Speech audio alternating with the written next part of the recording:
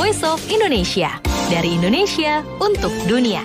KBRI Daily menggelar Gebyar Pentas Budaya Indonesia Timor Leste. Apa saja kegiatan ini dan seperti apa kegiatan ini? Selengkapnya kita akan berbincang langsung nih bersama Pandu Rahadian Wicaksono dari Penerangan Sosial dan Budaya atau Pensosbud KBRI Daily yang sudah terhubung secara daring melalui Zoom. Halo, selamat siang Mas Pandu. Selamat siang, Mbak Ega. Hari ini sudah berlangsung ya untuk acara Gebyar Pentas Budaya Indonesia Timor Leste. Mungkin bisa diceritakan terlebih dahulu apa itu Gebyar Pentas Budaya Indonesia Timor Leste ini sendiri dan apa sih dasar kegiatan ini dilaksanakan? Ega, jadi kebetulan pada hari ini 6 Juli 2024 KBRI jadi sebetulnya menyelenggarakan dua acara. Yang pertama adalah historical yang itu membawa pelari, para peserta itu berlari dari bumi dan mereka dari sakit berada di kursi. Nah, kemudian nanti malam ini kita akan mengadakan Gebyar Pentas Budaya Sahabatan Indonesia Timor Leste yang akan diadakan di lapangan Parapan Politisi. Nah, sebetulnya kalau Gebyar Pentas Budaya Sahabatan ini merupakan salah satu kegiatan yang sudah diselenggarakan oleh KBRI di pasca pandemi COVID-19. Terakhir kita adakan pada tahun 2022 dan animonya saat itu sangat baik diterima oleh masyarakat Timor Leste dan juga masyarakat Indonesia yang berada di perbatasan. Nah, sedangkan untuk historic cross-borderan, ini sebetulnya pertama kali kita KBRI Daily mencoba menyelenggarakan dan saya rasa ini menjadi momen yang historik karena itu menjadi yang pertama kali dalam sejarah hubungan bilateral Indonesia dan Timor Leste diadakannya event lari yang membawa para peserta lari melintas dua negara. Oke, dan kalau untuk historic cross borderan ini berarti udah selesai ya tadi pagi untuk kegiatannya ini sendiri? Betul, jadi tadi titik startnya di PLTNWI, dia cut off time-nya sekitar 2 jam, jadi selesai di 10 waktu depan pagi, bukan Makassar yang berada di sisi Oitusi Timor Leste. Nah, kebetulan dan ini sudah diikuti oleh sekitar 465 peserta yang terdaftar, baik dia berasal dari Indonesia maupun Timor Leste. Dan tadi kami juga memperhatikan ada beberapa warga negara asing seperti warga negara Portugal dan warga negara Korea yang juga ikut acara ini. Nah, selain itu tadi juga sudah kita umumkan pemenangnya. Jadi historic cross borderan ini tadi kita bagi dalam 2 kategori, yaitu kategori pria dan wanita. Untuk jaraknya itu hanya 12 km, jadi hanya ada 1 kategori. Nah, tadi juga sudah kita tentukan juga untuk pemenangnya, baik untuk pelari laki-laki maupun pria. Untuk yang pria, juara satunya berasal dari Timor Leste. Sedangkan untuk yang pelari wanita berasal dari Indonesia. Jadi dan keberimbangan, everyone's happy. Nah, dan alhamdulillah tadi juga para pelari sudah mendapatkan hadiah yang diberikan oleh acara ini. Total hadiah diperbutkan sebesar $3.500. Jadi juara pertama masing-masing mereka memenangkan $1.000. Lalu untuk juara kedua mereka memenangkan $500. Juara ketiga mereka mendapatkan $250. Begitu kurang lebih, Mbak. Ya. Oke, namanya aja historic cross borderan ya, berarti memang dari segi jarak tempuh, kemudian juga lintasan-lintasannya nanti akan melintasi apa saja pasti sudah cukup lama ditentukan nih. Nah, apa sih yang menyebabkan harus melintasi lintasan yang sudah ditentukan itu tadi untuk historic cross borderan tadi? Ya, sebetulnya dasarnya kita kenapa menentukan WIDI dan konstitusi ini pertama karena pemandangannya dan medannya yang kami rasa Jadi sebenarnya di historic cross borderan ini menyajikan pemandangan yang mungkin tidak didapatkan di event-event lari yang biasanya diselenggarakan di kota-kota besar.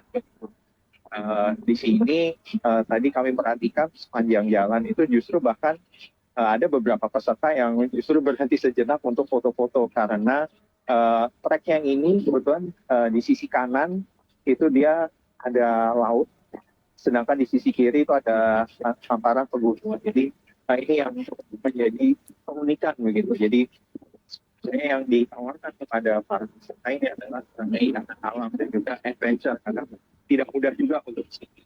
Karena dari Jakarta sendiri para peserta harus Kupang, kemudian dari Kupang mereka harus menjalankan perjalanan darat mungkin sekitar 6 jam dan Kupang ke Atambua atau itu kemudian mereka harus menginap dan subuh-subuh mereka sudah menuju Widi yang sekitar 2 jam dari Atambua atau dan untuk medannya sendiri ini juga cukup datar, jadi tidak begitu sulit. Jadi sebetulnya peserta yang beginner pun juga bisa mengikuti acara Historic Cross Border.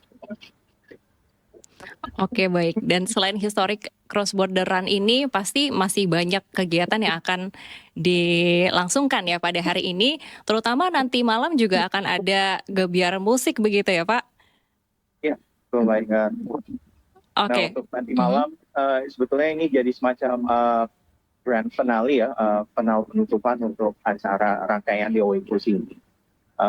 Jadi kita sudah acara ini sebetulnya untuk mendekatkan masyarakat di perbatasan ya secara budaya khususnya. Nah, di Jogja pentas ini selain juga pertunjukan budaya mungkin di samping kanan saya ini sudah juga disiapkan tenda-tenda untuk bazar. Yang ini juga memperkenalkan UMKM baik dari Oikusi maupun juga dari Wini. Jadi pedagang-pedagang, pengusaha-pengusaha ada nanti malam akan berkumpul di sini juga untuk memperkenalkan dan menjual produk mereka. Nah, untuk gebiar acaranya sendiri kita KBRI Dili kita mengundang artis Wisbaker. Beliau itu adalah artis yang terkenal dari Indonesia Timur dan juga itu juga di Timor Leste. Nah, juga ada artis Timor Leste yang juga kita undang namanya Amanda Lopez. Beliau juga akan nanti tampil di acara kegiatan budaya. Nah, kalau animonya sendiri tahun 2022 itu ribuan penonton hadir di lapangan Palaban. Jadi ini adalah bentuk dari upaya dari KBRI Dili untuk mendekatkan secara budaya masyarakat. Karena sebetulnya masyarakat Indonesia dan masyarakat yang berada di wilayah perbatasan memang saudara. Oke, tadi juga tersebut ada beberapa stand ya yang tersedia juga di sana. Nah, untuk bisa partisipasi dalam kegiatan ini, apa ada prosedur tertentu seperti misalnya pendaftarannya atau mungkin masyarakat bisa langsung datang saja nih dan bergabung? Sebenarnya untuk pendaftaran itu bahwa kemarin memang salah satunya dari panitia mereka menghubungi pemda-pemda setempat. Baik dari sisi ini mengikuti hingga ke Atambua. Dari situ terinfo ke masyarakat dan mereka juga menghubungi salah satu koordinator kita.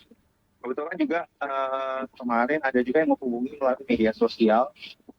Mereka tahu ada kegiatan bazar ini dan juga mereka ingin berpartisipasi dan kemarin sudah kita teruskan ke panitia untuk mendaftar. Jadi sebetulnya ini cukup terbuka. Baik, dan seperti yang tadi juga sudah disebutkan bahwa acara ini sebenarnya merupakan acara rutin begitu ya Pak? Oke, dan untuk di tahun ini mungkin ada target tertentu yang ingin dicapai dalam gelaran di tahun ini?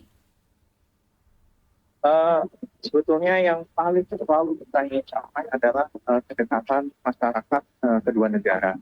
Nah, namun dengan ditambahnya historic cross border ini cakupannya jadi lebih luas ya Mbak Ega.